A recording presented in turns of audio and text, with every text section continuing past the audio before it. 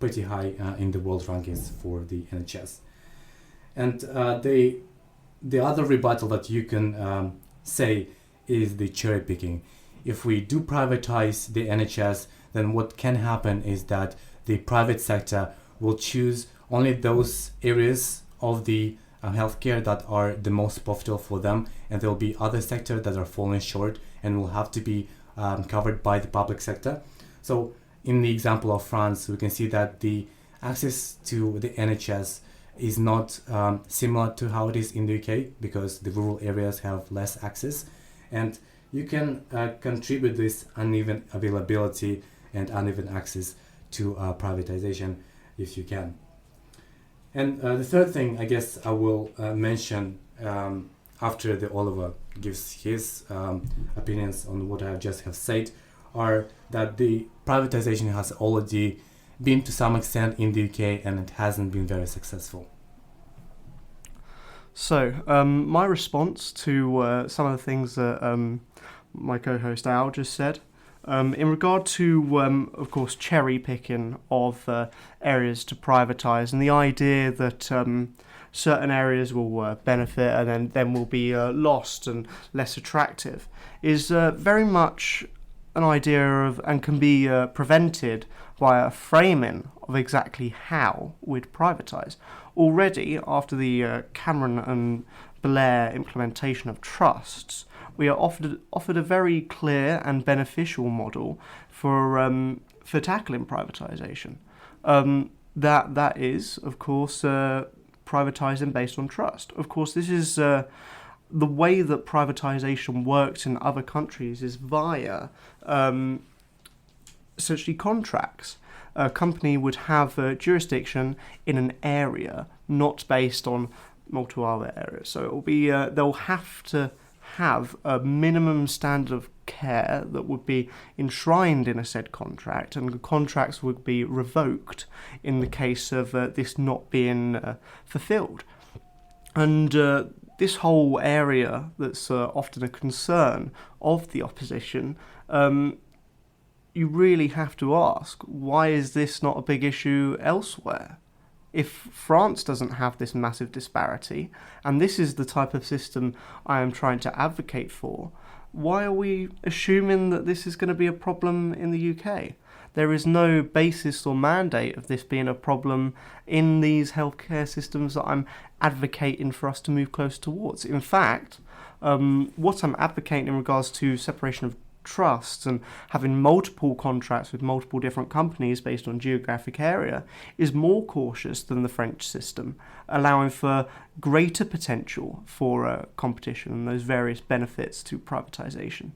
So that is how we can tackle that very exact concern about cherry picking.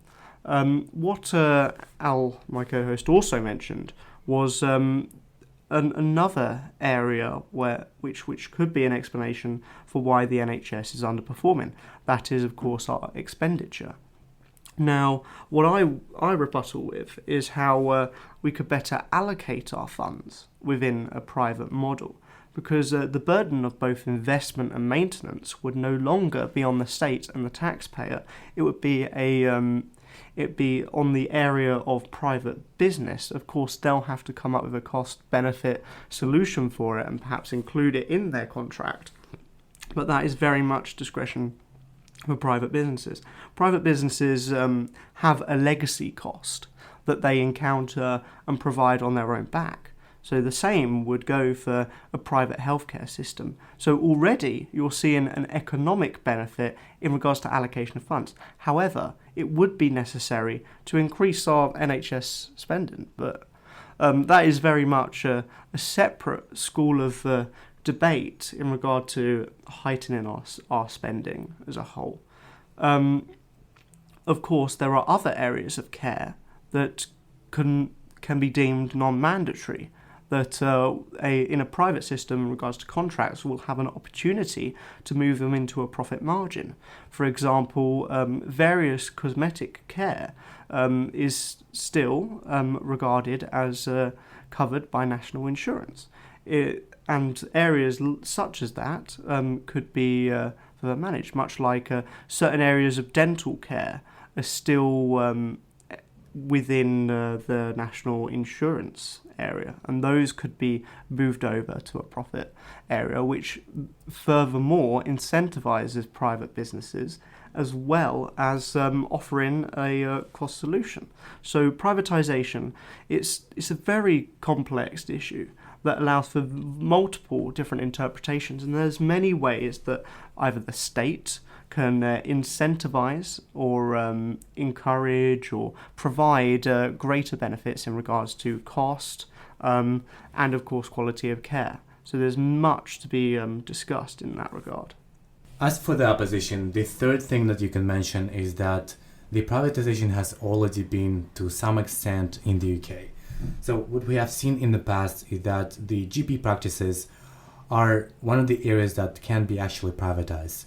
However, due to heavy regulation that can be said the proposition today is trying to implement, because of these things and low profitability, why the GPs actually are not as heavy privatized despite the opportunities to do so.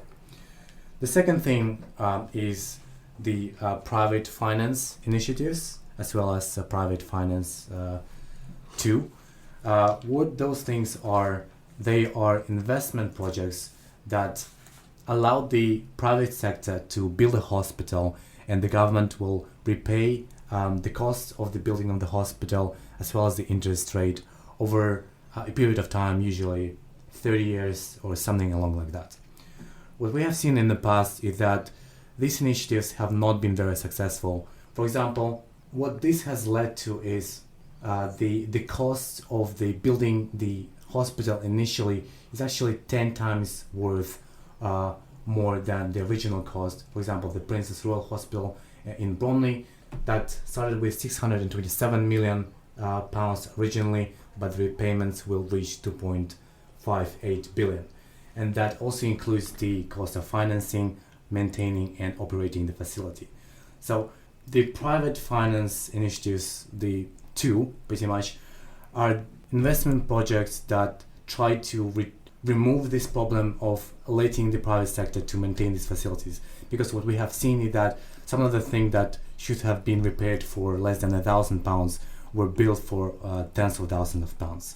However, what this came with is the higher interest rates, and again another failure, because in 2018 the UK government announced that they will no longer go for these projects as the cost of the repayments turn out to be too heavy and not worthy for the government and the country as a whole. So the PFI, something that was once held as the largest hospital building program ever, turned out to be in fact the largest hospital closure program.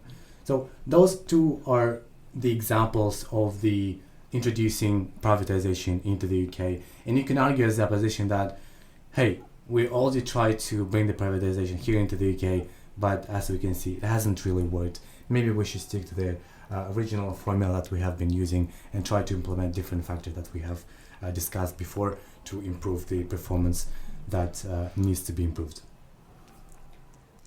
Now, as a proposition to rebuttal those points, first of all, I'm going to focus on the criticism regarding GPs.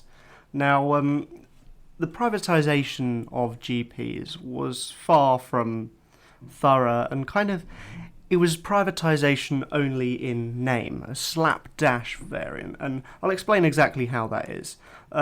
Firstly, there was limitations on the amount of GPs one individual could earn, and it was also required for someone to have experience within the medical sector, and that encouraged people with low liquidity of funds and low investment capabilities. This meant that you had doctors at the end of their career as like a very highlight. They'd try and run their own GP surgery, and that is kind of what it was for. It wasn't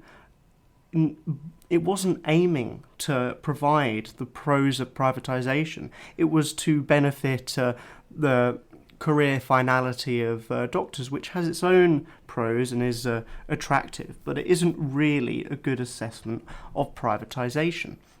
And under the kind of private system that I am advocating would be essentially having contracts that take up a geographical area, which means that you'll have higher profile investors with higher amount of funds to be able to both manage and be able to finance both the maintenance and investment costs. Another point that my co-host mentioned was the building of hospitals and how the private letting of essentially the building of hospitals was done. And you're completely correct. The cost that hospitals were to build and the contracts were not beneficial to the public, and in fact were horrendous, bordering on theft. But that isn't really quite what an individual should define as the privatisation of the delivery of healthcare. It wasn't, in fact, the delivery of healthcare that was being privatised there. It was merely the building of hospitals, which, of course, is completely separate to healthcare delivery. It's merely a construction contract.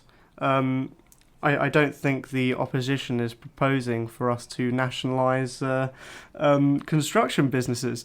But of course, this whole issue with the construction of hospitals was because it was done on a hospital basis, not a geographic basis. Of course, when I earlier spoke about the burden of investment, that would then be moved on to private companies. They'll have, like I said, quota, and they need to fill and get as many people through their doors to boost the amount of money that they are receiving. That incentivizes the companies to have that investment themselves and build hospitals. That's the great big pro of privatisation, moving responsibilities of investment and maintenance onto private companies for them to equate in regards to their total income through these contracts that I've been discussing. And of course, in the business world, in regards to investment, you can get investors with stocks in said private companies and their initiatives. Companies will separate themselves into a subsidiary that is in a certain area of the UK and their hospital district or region that they have economic control over. And what would happen? They'd be able to search for investors, much like any private business would do. You go much like in Sharks or Dragon's Den, and you get your investors, and that's how you can help finance things without having the burden of cost on just yourself. So it's this whole argument of construction can be clearly contrasted and stated as not really a true example of what privatisation offers. It was merely a government contract. Just a quick response to the rebuttal has been made by the proposition. What we've heard that the PFIs and the GP practices do not represent a full-scale privatization.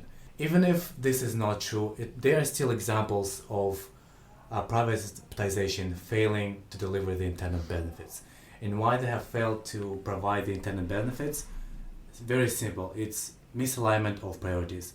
The private sector will always seek the profit, and that's very easy profit-oriented motive, and the decision-making structures that prioritize financial interests over the public good. The reason why the PFI schemes and the private sector that were under these products were able to exploit the government and seek high interest rates or to overcharge for the maintenance of these facilities exclusively, having the monopoly in doing so, is because the private sector just wants the profit. And before we have heard about the main argument that, well, if we put enough regulation on the private sector, then we eliminate this problem. Even if this is true, it's very questionable how the private sector will be able to make all these profits, if any at all, if we put so heavy regulation. If the private sector wants to perform, they have to do some cost cutting, or they have to do extensive innovation that justifies high profit in return, and if those